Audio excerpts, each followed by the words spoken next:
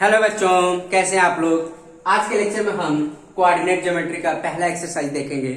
ठीक है, 3.1। ठीक है, देखो यहाँ पे दे रखा है, ये प्रैक्टिकल क्वेश्चन दे रखा है आपको। How will you describe the position of table lamp on your study table to another person. देखो एक टेबल दे रखा है, टेबल लैंप दे रखा है स्टूडेंट। ठीक है, ये एक टेबल दे रखा है और ये इसके ऊपर एक लैंप दे रखा है। ठीक है, ये थोड़ा साइड है। ठीक है, हमें पोजीशन ऑफ लैंप को कोऑर्डिनेट ज्योमेट्री के हेल्प से रिप्रेजेंट करना है। ठीक है, तो मतलब हम क्या काम करेंगे, मतलब इसको क्या करना, पॉइंट फॉर्म में डिस्क्राइब करना है, पॉइंट फॉर्म में। तो इसको हम क्या मान लेंगे, जैसे ये हॉरिजॉन्टल लाइन है, इसको हम एक्स एक्सिस मान लेंगे। यहाँ पर क्या मान लेंगे, ओरिजिन मान लेंगे। ठीक है, इसको क्या मान लेंगे, ओरिजिन, और इसको वाई एक्सिस मान लेंगे, इसको एक्स एक्सिस मान लेंगे। ठीक है, तो इसकी हेल्प से ये पॉइंट हमें बताना है, ये क्या हमारे पास एक्स एक्सिस हो गया। ठीक है, और ये पॉइंट हमें डिस्क्राइब करना है, ये पॉइंट क्या होगा। इतनी बात समझ में आ रही है स्टूडेंट। ठीक है, तो ये हमें पॉइंट तो कोऑर्डिनेट ज्योमेट्री की हेल्प से करना है। सपोज करो हमने क्या मान लिया, ये वाई एक्सिस हो गया, ये एक्स एक्सिस हो गया। ठीक है, तो देखो कैसे डिस्क्राइब करना है। तो हमने क्या मान लिया, जैसे ये क्या हो गया, ओरिजिन, ये एक्स हो गया, ये वाई हो गया। ओ एक्स क्या हो गया, तुम्हारा पॉजिटिव एक्स एक्सिस है, ओ वाई जो हो गया नेगेटिव पॉजिटिव वाई एक्सिस हो गया। ठीक है, तो हमने क्या किया, एक पॉइंट पी कंसीडर किया। सपोज करो ये पॉइंट पी है, कहीं भी रिप्रेजेंट कर सकते हैं। ठीक है, पॉइंट पी ये क्या रिप्रेजेंट कर रहा है, पॉइंट पी टेबल लैंप। ठीक है, टेबल लैंप। ठीक है, ये क्या रिप्रेजेंट कर रहा है, टेबल लैंप। बेसिकली इसके कोऑर्डिनेट आपको बताने हैं स्टूडेंट। ठीक है, टेबल लैंप रिप्रेजेंट कर रहा। तो ये देखो ये क्या है, ये क्या रिप्रेजेंट कर रहा, ओ आई, मतलब ये वाला एज रिप्रेजेंट कर रहा, और ओ एक्स क्या रिप्रेजेंट कर रहा, दिस वन। ठीक है, ये साइड क्लियर है, आई बस समझ में आपको। और पी क्या रिप्रेजेंट कर रहा है, दिस वन। ठीक है, तो हम एक्स एंड वाई एक्सिस में इसको रिप्रेजेंट कर रहे हैं। तो देखो स्टूडेंट, तो यहां से हम क्या करेंगे, ये इसको एक परपेंडिकुलर लाइन बनाएंगे on O Y. Draw perpendicular line, draw perpendicular line on O Y. ये हमने परपेंडिकुलर लाइन बना दी है स्टूडेंट। ठीक है, आई बस समझ में, क्लियर है। यहां से परपेंडिकुलर लाइन बना देंगे ओ वाई पर भी और ओ एक्स में भी, ओ एक्स में भी परपेंडिकुलर लाइन बना देंगे। ठीक है, ये परपेंडिकुलर लाइन होगी ओ एक्स पर। ठीक है, क्लियर है, इतनी बात समझ में आ रही है स्टूडेंट, क्लियर है। तो ये जो होगा, ये हमने परपेंडिकुलर लाइन में, ये दोनों परपेंडिकुलर होंगी। ये अगर मान लो हमने ए मान लिया, सपोज करो ए मान लिया, और ये हमने क्या मान लिया, बी मान लिया। ठीक है, तो ये क्या होगा, ये पॉइंट क्या हो जाएगा, ए कॉमा बी। ठीक है, आई बस समझ में, क्लियर है स्टूडेंट। क्या किया, पॉइंट पी लिया, पी यहां से परपेंडिकुलर लाइन बनाया ऑन ओ वाई पर। ठीक है, ऑन ओ वाई। आप मतलब हो सके तो मतलब आप वर्ड में भी लिख लीजिए, जो हम कर रहे हैं उसको वर्ड में भी लिख सकते हैं। ठीक है, देखो इससे परपेंडिकुलर लाइन बनाया ऑन ओ वाई पर, एंड यहां से परपेंडिकुलर ओ एक्स पर बनाया। ठीक है, तो ये वाली डिस्टेंस कितनी होगी, ए, मतलब ए, और ये क्या मान लिया, बी मान लिया। तो ये क्या हो गया, ए कॉमा बी। तो पहले एक्स आएगा, फिर वाई, बी आएगा, मतलब एक्स फिर वाई। तो ये डिस्टेंस कितनी है, एक्स एक्सिस पर है, तो इसको ए एक्स कंसीडर कर लेंगे, और ये किस पर है, वाई एक्सिस पर, तो इसको बी मान लेंगे। तो ये हमने देखा है, जो ऑर्डर पेयर होता है हमेशा एक्स कॉमा वाई होता है। ठीक है, इतनी बात समझ में आ रही है स्टूडेंट, जो ऑर्डर पेयर होता है एक्स कॉमा वाई होता है। तो पोजीशन ऑफ लैंप हम ऐसे डिस्क्राइब कर सकते हैं, ऑर्डर पेयर क्या होगा, ए कॉमा बी। तो फाइनली हम क्या लिख सकते हैं, देखो फाइनली यहां पे ये लिख सकते हैं आप देखिए क्या लिखेंगे लास्ट में, ये भी ध्यान देना। The position of lamp P is describe by the order pair A comma B. The position of lamp, ठीक है, देखो यहां पर लास्ट में लिख सकते हो, the position of lamp, the position of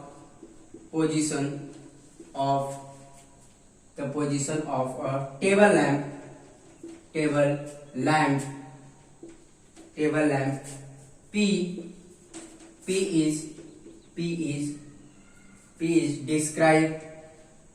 is described by the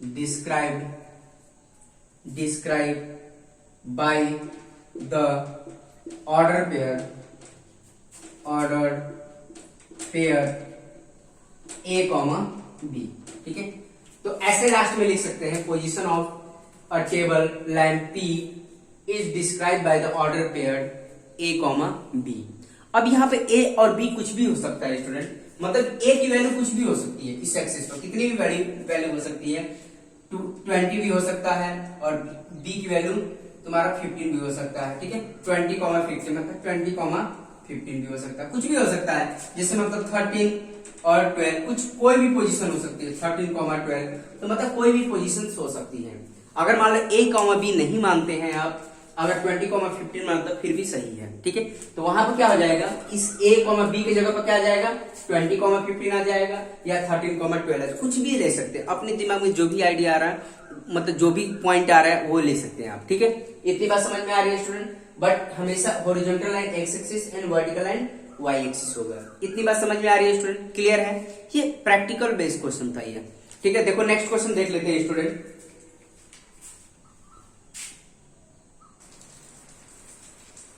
तो देखो बच्चों, ये आपका सेकंड क्वेश्चन है। ये बोला, देखो सेकंड क्वेश्चन बहुत बड़ा है स्टूडेंट, मैं लिख नहीं पा रहा हूँ, इसलिए मैं पढ़ के बता रहा हूँ, रीड कर दे रहा हूँ, आप समझ लीजिएगा। आपके पास बुक है तो आप देख लीजिएगा, ठीक है।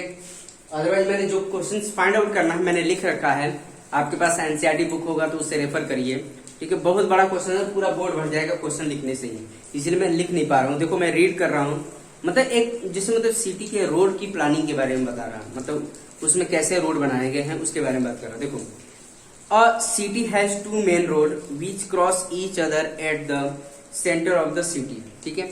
दो क्रॉस कर रहे हैं, सेंटर ऑफ द सिटी से क्रॉस कर रहे हैं। These 2 road are along to north to south direction and east to west direction. मतलब यहाँ पे बात कर रहा है कि अगर हम ये 2 रोड बना दे, सपोज करो ये एक रोड है, ठीक है, और ये आपका एक ये रोड है, ठीक है। इसकी जो डायरेक्शन हमारा, ठीक है, ये क्या है, साउथ टू नॉर्थ है, ठीक है, आई बात समझ में। और ये आपका जो दूसरा रोड है, ठीक है, और ईस्ट टू वेस्ट है, ठीक है, ये क्या है, ईस्ट टू वेस्ट है। क्लियर है, यही बोल रखा है क्वेश्चन में स्टूडेंट, ठीक है।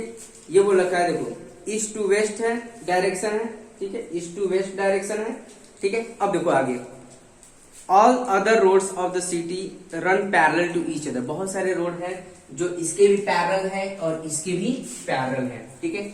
अब वो बता रखा है कितने डिस्टेंस के बाद वो पैरेलल है, ठीक है।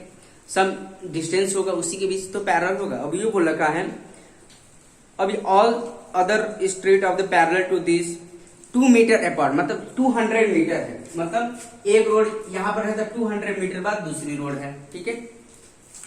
अब यहां पर रखा, these are about the 5 street in each direction, 5 street in each direction and 1 centimetre equal to, यहाँ पर 200 मीटर दे रखा है। तो आई बात समझ में, ये हमारे पास डायमेंशन दे रखा है। आप बुक पढ़ेंगे तो आपको एग्जैक्ट क्लियर होगा, मैं इसलिए पढ़ के बता रहा हूँ student.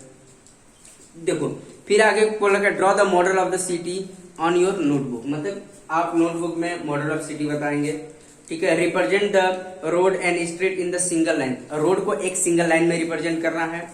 There are many cross street in your model, ठीक है, बहुत सारे मॉडल। अब देखो यहाँ 5 पैरेलल लाइन बना, तो देखो हम पैरेलल लाइन बना सकते हैं 1 2 3 4 5, ये हम पैरेलल लाइन बना देंगे यहाँ पर 1 2 3 4 एंड 5। तो 5 स्ट्रेट बनाते हैं, अभी पहले 5 स्ट्रेट बनाते हैं, फिर इसके बाद आगे बढ़ते हैं, ठीक है। एक हम पैरेलल लाइन ऐसे बना देंगे, देखो, ठीक है, फिर एक हम ऐसे बना देंगे। आप स्केल से बनाएंगे तो एग्जैक्ट बनेगा स्टूडेंट, ठीक है। फिर ये हम बना देंगे, फिर ये बन जाएगा हमारा, ये सब पैरेलल लाइन बना रहे हैं, एक ये बन जाएगा, ठीक है। तो ये तो हमारा एक्स एक्सिस के पैरेलल हो गए सारे। अब सेम वाई एक्सिस के भी पैरेलल बनाना है स्टूडेंट, वाई एक्सिस के भी पैरेलल बनाना है, तो ये बन रहा है, ठीक है। थोड़ा सा एग्जैक्ट लाइन नहीं बन पा रहा, लेकिन आप समझ पा रहे हैं। ये सब स्ट्रेट है, ये सब एक दूसरे के पैरेलल है, ठीक है, और इनके बीच का डिस्टेंस कितना है, 200 मीटर है स्टूडेंट, यही बोल रखा है, ठीक है। आई बात समझ में। तो देखो 1, ये क्या है, स्ट्रेट 1, ठीक है, कितने स्ट्रेट 1, ये क्या है, straight 2 straight 3 is straight 4 is straight 5, ठीक है। सेम यहाँ पर भी स्ट्रेट 1, ये क्या स्ट्रेट 1 ऐसे रिप्रेजेंट स्ट्रेट 1 स्ट्रेट 2 स्ट्रेट 3, ठीक है, स्ट्रेट 4 स्ट्रेट 5। पूरा मैं लिख रहा हूं, आप लिख लीजिएगा, आएगा समझ में। ये सब चीजें बोल रखा है, ये तो हमने बना दिया, ठीक है। अब आगे क्वेश्चन पढ़ते हैं। अब यहां पर दे रखा है there are many cross straight in each, बहुत सारे क्रॉस स्ट्रेट हैं। ये हो गया, ये हो गया, क्रॉस मतलब दो स्ट्रेट आपस में क्रॉस कर रही है, उसी को क्रॉस स्ट्रेट बोला जा रहा है, ठीक है। अब particular cross straight model of the two straight on running in the north south direction and another is east west direction. एक तो मतलब नॉर्थ साउथ डायरेक्शन में मूव कर रही है, ऐसे मूव कर रही है, या तो वर्टिकली मूव कर रही है या हॉरिजॉन्टली मूव कर रही है, उसके बारे में बता रहा है, ठीक है। Each cross straight refer to the following manners, ठीक है। अब यहाँ पे देखो, if the second straight running in the north south direction and fifth in the east west direction meet in the some crossing, then we will be this cross to the straight 2,5 using. अब देखो 2,5 कौन सा होगा straight, 2,5 कौन सा cross होगा, यही होगा। ये कौन सा क्रॉस होगा, 2,5 क्रॉस होगा। ये x की वैल्यू 2 एंड y की वैल्यू क्या है, 5 है। ये कौन सा क्रॉस होगा, 2,5 क्रॉस होगा। फिर इसके बाद देखो दो क्वेश्चन पूछ रखा है जो मैंने लिख रखा है बोर्ड पर, ठीक है। ये बोल रखा how many cross straight can refer to the 4,3, मतलब 4,3 पर कितने क्रॉस रेफर हो रहे हैं, मतलब कितने क्रॉस आ रहे हैं। 4,3 पहले देख लो, ये 4 हो गया और ये 3, ये आएगा 4,3 आ गया, ठीक है। दूसरा क्या बोल रखा है, 3,4 है स्टूडेंट, 3,7 है, 3,4 है, तो 3,4 पर कितने आ रहे हैं, 3,4 ये आ रहा 3,4, तो कितने क्रॉस आ रहे हैं 4,3 पर, केवल कितने क्रॉस आ रहे हैं, एक ही क्रॉस आ रहा, एक ही क्रॉस आ रहा ना, ठीक है। और 3,4 पर कितने आ रहे हैं क्रॉस, उस पर भी एक ही आ रहा, बट नंबर ऑफ रोड्स कितने आ रहे हैं, 2 नंबर ऑफ रोड्स आ रहे हैं। अगर यही पूछ देता how many roads crossing through this one, 2 roads, ठीक है। आई बात समझ में। बट तो इसका आंसर कितना आ जाएगा स्टूडेंट, 4,3 पर कितने, इसका आंसर आप लिख देगा finally, how many cross straight can refer to the edge of 4,3, मतलब ओनली वन। क्या लिख देंगे आंसर, यहाँ पर only one cross straight can refer to the 4,3, final answer ये हो जाएगा। फिर दूसरा, how many cross straight can refer to 3,4, 3,4 पर कितने क्रॉस स्ट्रेट कर रहे हैं, यहाँ पे भी क्या होगा, only one cross straight can refer to 3,4। इतनी बात समझ में आ रही है स्टूडेंट, क्लियर है, आई थिंक सब बच्चों को समझ में आ रहा है। तो इसका आंसर, फाइनल आंसर हमारा ये हो गया, only one cross straight can refer to 4,3 and 3,4। इतनी बात समझ में आ रही है स्टूडेंट। इतने बड़े क्वेश्चंस नहीं आते हैं, लेकिन ये प्रैक्टिकली आपको समझ में आना चाहिए कि कोऑर्डिनेट ज्योमेट्री का यूज कहां पर हो रहा है स्टूडेंट, ठीक है। तभी आप रियलाइज कर पाएंगे बेसिकली है क्या है कोऑर्डिनेट ज्योमेट्री, ठीक है स्टूडेंट। आगे के हम क्वेश्चन देख लेते हैं।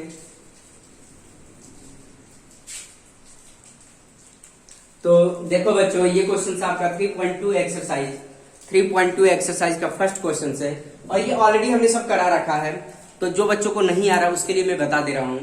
ये दे रखा है, write the answer of the each of the following question. देखो पहले दे रखा है, ये बोल रखा है what is the name of the horizontal and vertical lines draw to the determine the position of any point in the Cartesian plane. आपको पता है कार्टेशियन प्लेन का मतलब क्या होता है, एक्स वाई प्लेन भी बोलते हैं, ठीक है। जैसे मतलब इसकी बात कर रहा, तो यहाँ पे क्या हो जाएगा, ये होता है हमारा, ये होता है एक्स एक्सिस, ठीक है।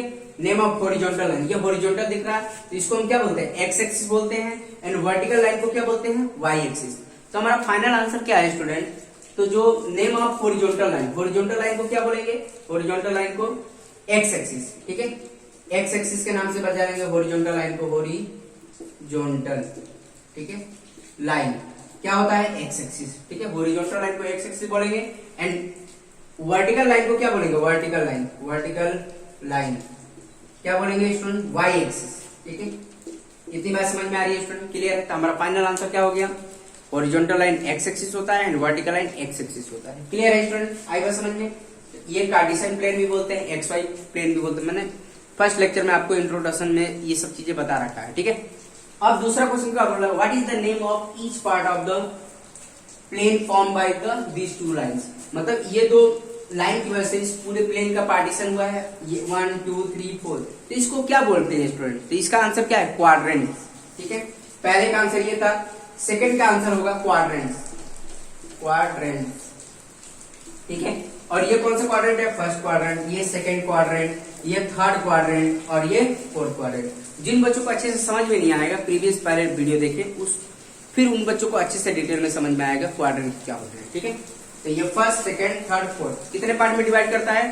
4 पार्ट में डिवाइड कर रहा है। ठीक है, तो ये क्या जाएगा? What is the name of each part of the plane? तो कौन सा होगा? क्वाड्रेंट होगा। क्लियर है स्टूडेंट? आई थिंक सब बच्चों को समझ में आ रहा है।